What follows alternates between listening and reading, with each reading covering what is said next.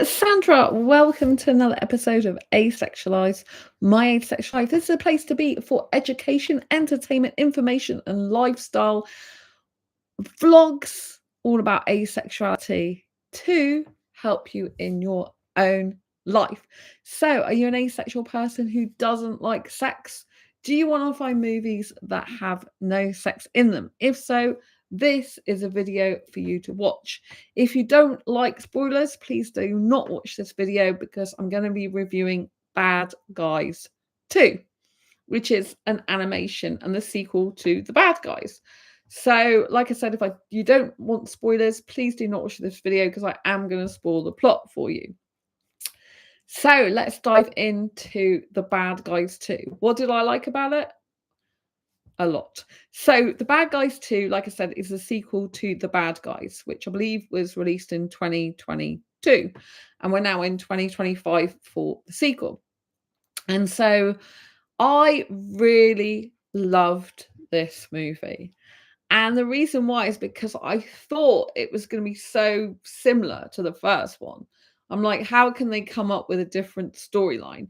And the trailers seemed like it was quite predictable in some ways, but I really loved the actual movie itself. I thought the trailers didn't really do it justice, and it did have some fresh ideas and a fresh plot and mind-blowingly great action. Like at the beginning of the film, you're literally drawn in to this world of how the bad guys used to be and the car chases and everything. I thought was absolutely phenomenal. For an animation, they had really amazing car chases and action at the beginning. You're really drawn into it and kind of on the edge of your seat and like, wow, for an animation to be able to do this quick moving like car chase scene at the beginning, I thought was absolutely fantastic. And I was kind of blown away by that. I thought this is just such good animation. Whoever's put time into this has put a lot of time, energy, and effort into it. So I really love the fact that at the beginning of the movie you were drawn in. At that point in time, you didn't kind of know that that was their past, but you kind of gathered it if you've seen the trailer. If you hadn't seen the trailer to know that they've turned good now, then you would have, or you've missed the first one, then you wouldn't realize that that was their past life until it says now present day, because it doesn't at the beginning of the movie, correct me if I'm wrong, if you know otherwise, say that this is their past. So it draws you into what their life used to be like, how they used to drive fast in their car, get away with their crimes and everything like that. And although, crime's bad, you kind of feel like good about the action in it and the way that they're like really engrossed in that getaway and the way they're so clever and the way that they are so kind of like enjoying themselves. You can feel the actual energy from them and the buzz they get out of doing crime. Now, I don't advocate crime and I don't believe it's a good thing. So I'm not advocating for that at all. But if you're looking at it from a character point of view and getting into the characters and making them likable, you kind of like them, even though you shouldn't like them committing crimes. You kind of like love the way that they get away with these things in their car and they create really massive mayhem. And they're really like, you can feel that they're really into doing what they do and they're very good at it. Now, this sets a precedent. Is precedent the right word? Sets a precedent. Precedence. I can't even say that word. It sets the tone for the rest of the movie. That's what I'll say, because you have to see in the beginning of the movie that they were experts at what they did. They loved what they did committing crime. They were very good at it. And you actually feel a sense of the joy and exhilaration they got out of it when they did it. And then they contrast to the present day where Wolf is kind of a bit downtrodden. The car he's using as a taxi is just like falling to bits, and he's quite downtrodden. And because he, along with his friends, are ex-criminals, because he's turned good now, he's finding it really difficult to get a job. And of course his morale's going down, He, of course, I'm talking about is Wolf. He's the main character, if you like. But then there's Tarantula as well, Piranha, and then there's Snake.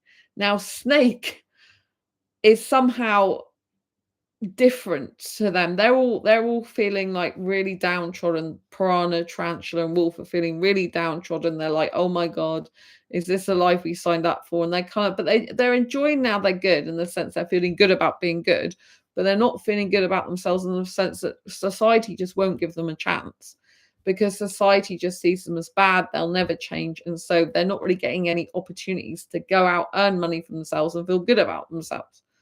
And you can see their couch has got rips in it and stuff like that. Whereas Snake, he looks like he's on holiday. He's got like a cap on, a Hawaiian like shirt, and he's disappearing a lot. So he's never at home. And they're thinking, what's he up to? Right. And they're suspicious a bit of him, because they see him kind of like living the good life. And what's he doing while we're living in poverty, basically?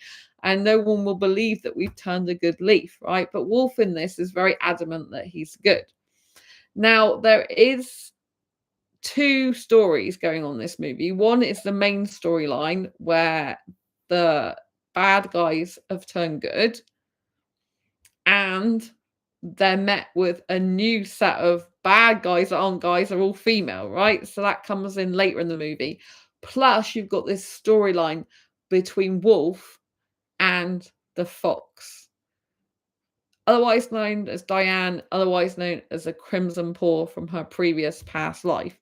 So you see a love story blossom between the wolf and the fox, which is very interesting. So there's kind of like these two storylines going on parallel to each other and intertwined at the same time. I do like it when they do this, because it adds a little bit more bazing, as I call it. And you've kind of got a little subplot going on with Snake as well, really. So there's kind of some threads going through this, and it's kind of how, you know, we connect to others. If you're looking at the broader themes, there's connection. There's like, you know, the question, like, if you're really good at crime, should you stop doing it if it makes you unhappy and society doesn't accept you? And, you know, I don't like thinking about these things, because I hate crime. I don't like things that are bad and things like that. I don't like that. But at the same time, it does pose these questions, and it kind of shows how disheartening it is when good guys are, you know, used to be bad, but they've turned good. So in other words, when bad guys have turned good.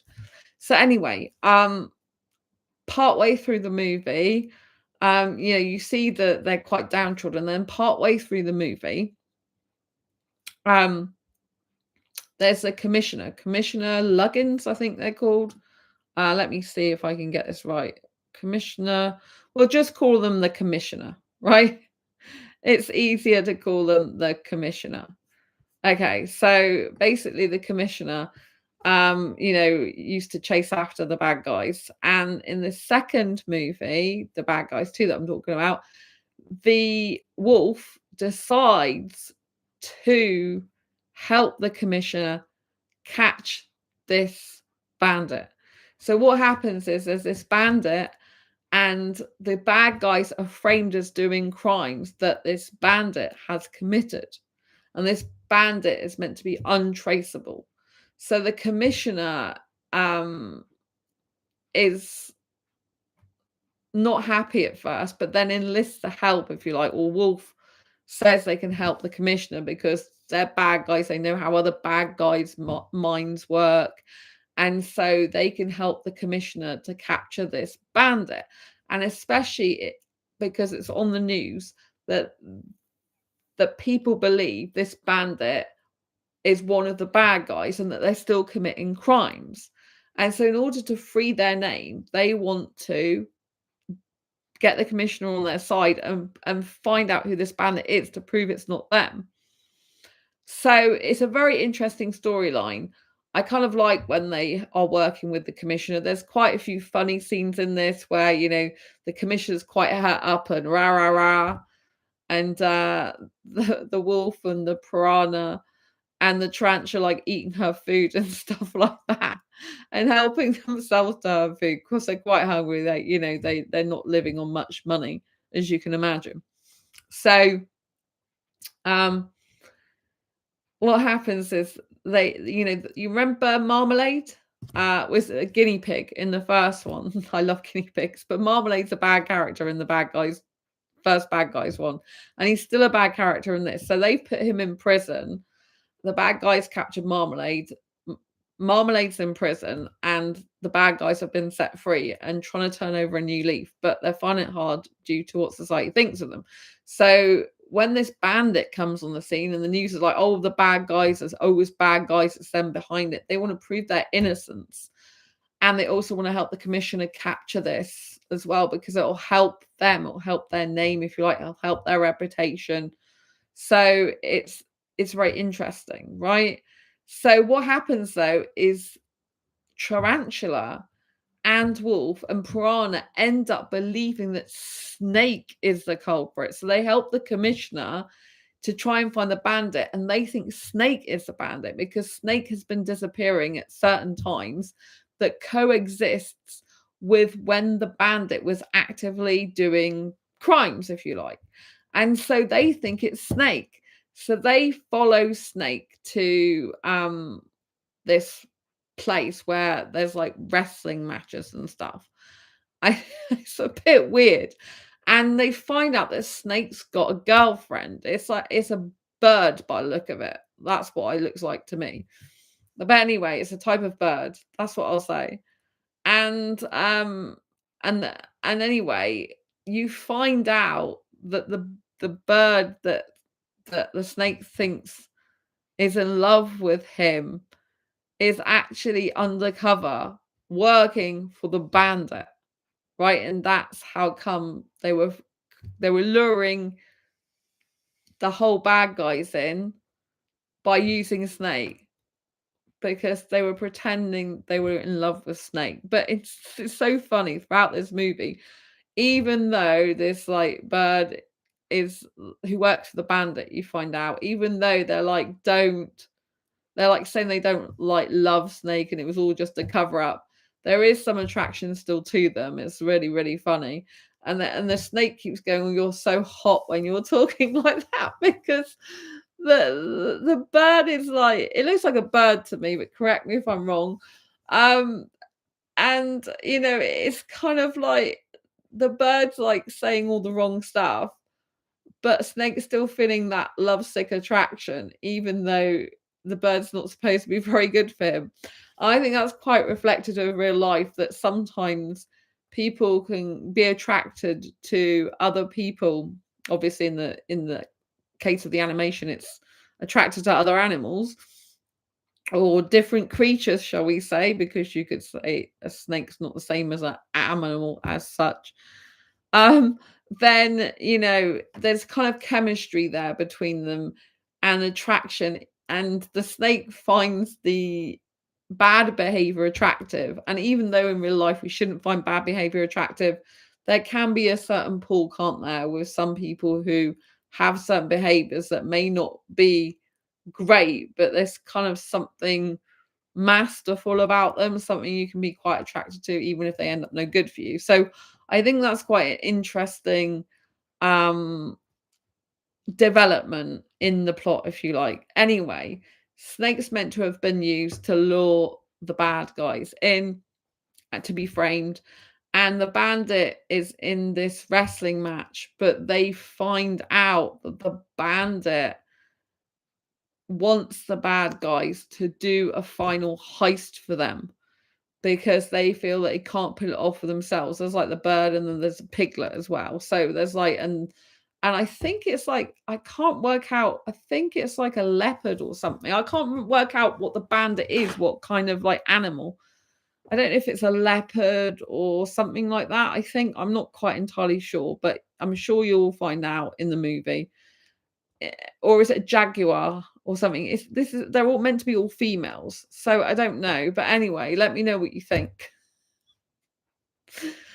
And anyway, so it's got a tail, looks a bit like a lioness or something. Who knows? Puma. I think it looks like a puma. Anyway, post your comments and guesses in the chat. Who knows? Anyway, getting back, the bandit's a bandit, right? Just call it a bandit for now. And so the bandit wants the wolf and the team, the piranha and the tarantula and snake, to come out of their good guy routine, if you like, and be bad once again and help them with a heist.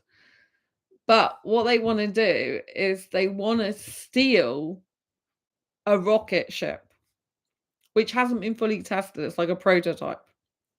And so in order to pull it off, they need Wolf and the team because they're the best at what they do, right? So meanwhile, Marmalade, the guinea pig, has grown muscles by using weights in the prison, which is so funny. I just couldn't help but laugh at this. Like, so what happens is Diane, who's governor still, who can't be in a relationship with Wolf at the moment because, you know, he's an ex-criminal and she's governor. She finds out the bad guys are in trouble and she goes after them. But this bandit ends up darting her and making her semi-conscious. And so what happens is this bandit threatens, excuse me, I just need water, threatens to reveal the governor Diane's, Fox's previous criminal identity, which was a Crimson Paw, because she has footage on a memory stick. Now, I believe that the guinea pig gave this footage to the bandit, because you find out that the guinea pig knows Marmalade, you know, the criminal guinea pig Marmalade, knows about the bandit. And so I reckon it was that guinea pig Marmalade that gave the puma, or whatever the character is, the bandit, we'll just call him the bandit, who gave them the footage. But it's not expressly spelt out like that. But what happens is Diane, the Crimson Paw, is trying to find out information from the guinea pig, who's done these massive weights in the prison, the jail, and got huge muscles. It's quite a funny bit of the movie. And in order for the guinea pig to release information to Diane, Diane has to play Connect 4 with the guinea pig. I don't understand who made up this part of the script in the script writers. I thought it was very hilarious and funny, but I thought it was a bit weird, to say the least. I mean, I could kind of understand it if it was like to do with balls of hay or something, or whatever a guinea pig eats, but I didn't really totally get Connect 4. I didn't really totally understand it. But anyway, she had to play this game of Connect 4. It's just some random thing that they kind of like threw in the movie, I felt. So if you want to criticize any part of the movie, you could say, like, what the hell was that about? But I found it funny. I thought that the guinea pig having really big, huge muscles was really funny. And I like funny movies, you know, it did make me laugh. And I did really like the storyline a lot. So Diane finds out, you know, that's how Diane finds out where the bandit is and that the bad guys are in trouble, before she gets darted by the bandit, because she goes after the bandit to try and stop them stealing this rocket ship. And what happens is the commissioner finds Snake and finds Snake, Wolf, the tarantula, and piranha, and she thinks that they are behind the crime. She thinks they are the bandit, etc. So she basically captures them, and they're trying to tell her that no, the real bandit's out there with their other you know, bad guys, if you like, and they're actually still the good guys turned good, and they can help the commissioner if she only believes them. And she's like not believing them. She doesn't want to believe them, and they're like, look, this bandit's going to steal the rocket ship. We're not the bandit. We're not the ones behind it. And eventually the commissioner listens, and she starts seeing the rocket ship going up, so she knows that it's true what Wolf is saying. So then she manages to get a helicopter. I am going to keep spoiling the plot, so if you don't want to know the rest of the plot, please do not watch the rest of this video until after you see the movie.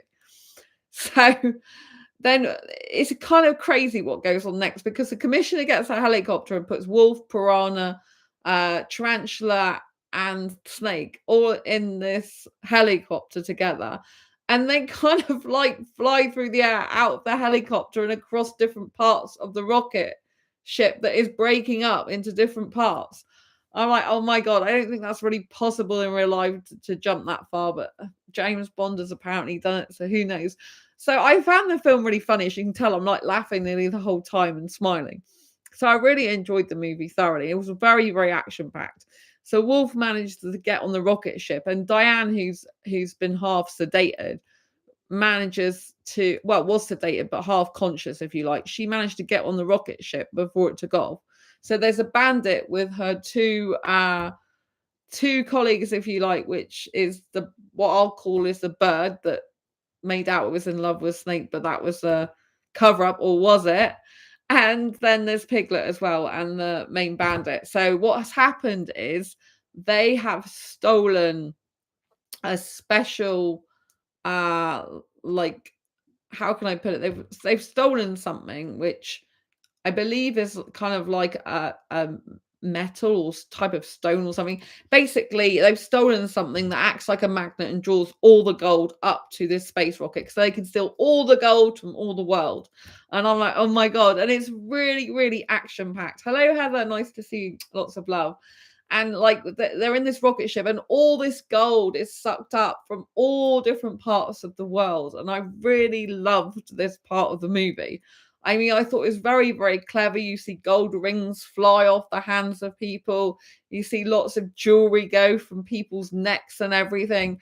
And you see all this gold flying up through the air to this rocket ship, and all it's acting like a magnet because they put like these balls of metal or whatever that suck the that suck the gold up. And so this rocket ship, by the end of it, is just totally covered in gold, and it just keeps sucking more and more up. And Marmalade gets out of prison, and then they end up Marmalade in the ends up going up in a gold car to the spaceship and being sucked up there. And it's like, wow. And there's just all this action stuff. And I really, really loved it. And I just love the characters. I love the plot. And I thought it was really, really good. So you got all this gold being sucked up from all these people and things flying up in the air and everything. And I really loved it. I'm like, wow, this is really amazing for the animation, the detail and the quality of the animation and the speed at which these things were flying through the air. I just thought was incredible. I was completely sucked into the movie. I really loved it. I enjoyed all the plot. I liked all the subplots that were going on. And I thought this is just really, really, really amazing. And yeah, so what happens is the bad guys, they were captured for a time as well, which I haven't told you about, but then they got free, because they were captured by the commissioner. But it was there's a scene where they're captured. I'm not going to tell you what happens with that scene, but anyway, it's further back in the movie. So yeah, and this is where all the gold just goes up at the end. So do you want me to tell you the ending, or do you want me to leave you in suspense of what happens next? Maybe I should leave you in some suspense. But it's a really, really good movie, and there is a bit of the end on the credits of this as well, a very, very tiny bit. And yeah, and there is actual genuine feelings, it seems, between the snake and the bird in the end. But I'm not going to tell you what happens, I don't think. I think you can watch the movie. But it's really clever. That actually I think there might be two bits on the end of this. There's one at the very end and as well. There's one at the very end of the credits, very tiny bit. And there's also another bit as well, I believe. So just before kind of when the credits start rolling, I think. But yeah, I really, really love the movie. I definitely recommend seeing it. I don't think I'll tell you the ending. I think I'll leave you in a bit of suspense about what happens. So you can imagine all this gold is sucked up to the spaceship, and there's quite a lot of activity and stuff that goes on the spaceship. But I'm not going to tell you because I don't want you to have it spoiled. So, but it's really, really good. I love the action in this movie. I loved all the different characters. I thought it was very well paced.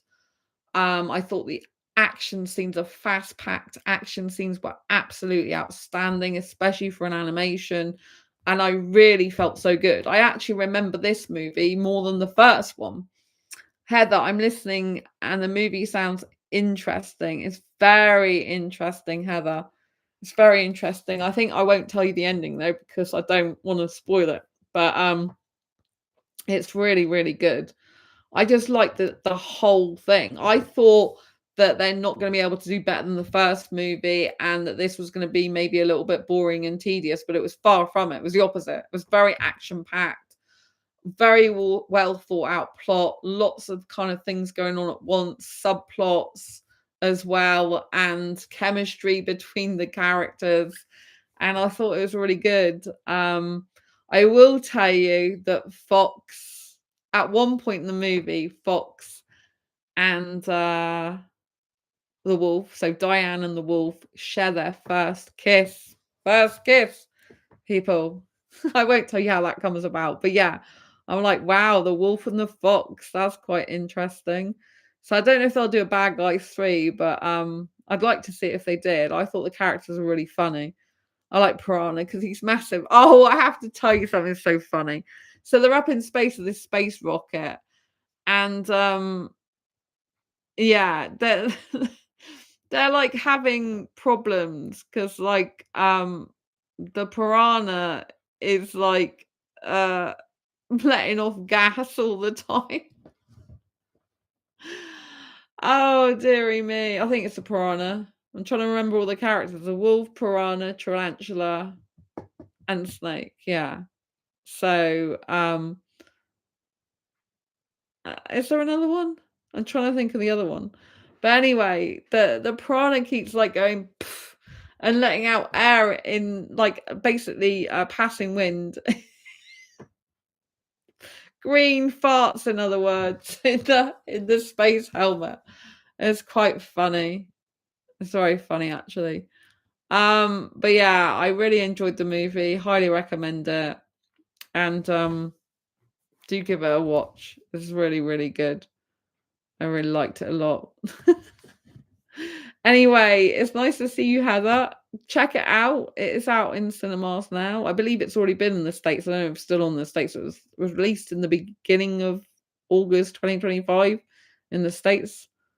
And now we're in September 2025. We're recording this live. But if you're watching it at home, you can probably get it. I think you can get it as an early watch on something like Rakuten TV or something. So yeah, I think it's out soon on a certain like pre-releases and stuff. So check it out. It's nice to see you, Heather. Thanks for watching. Don't forget to subscribe and hit the bell icon if you haven't already. If you like superhero movies, if you love movies, get a copy of Fibromyalgia Self-Help Handbook, because that's my autobiographical superhero book. And it teaches you how to reduce pain up to 25 aspects of your life. And if you want to know more about asexuality, grab a copy of Asexual Perspectives and Diary Confessions of a Hyperromantic Asexual. And I'll see you soon next video live stream. Lots of love. Take care. See you soon. Bye. Bye. Thanks for being here, Heather. Thanks to everyone else. Lots of love.